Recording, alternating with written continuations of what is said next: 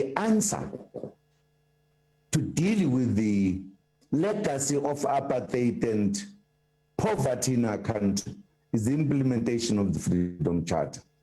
This remains our challenge as Comrade Mlangeni leaves us.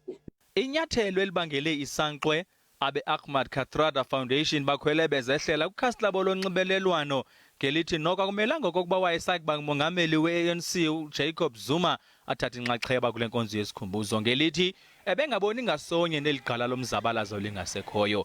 Nabo abe June and Andrew Mlangeni Foundation bavakalise okokuba bayatsarhwa ukubandakanyeka kukaZuma.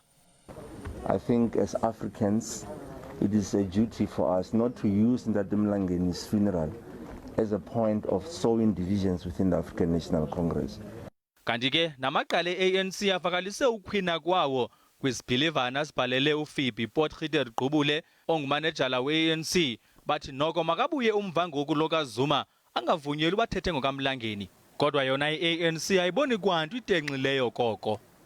As we have seen from the first day, Comrade President Thabo Mbeki, as well as Comrade President Kgalema Motlanthe and many other leaders of the ANC have made reflections on the lives and times of Comrade Andrew Mlangeni. Uba uAndrew Mlangeni yakubekwa kukhalekele ukugqibela ngolwesithathu weveki ezayo. Ukanti ke sekuvakele okokuba akuzikwamkelwa nanye into engqamene ngqo noburhwaphilizo xa kulungiselelwa lo mngcwabo wakhe usemthethweni. Ndingu-Abongile Dumako kwindaba ze-SABC eGauteng.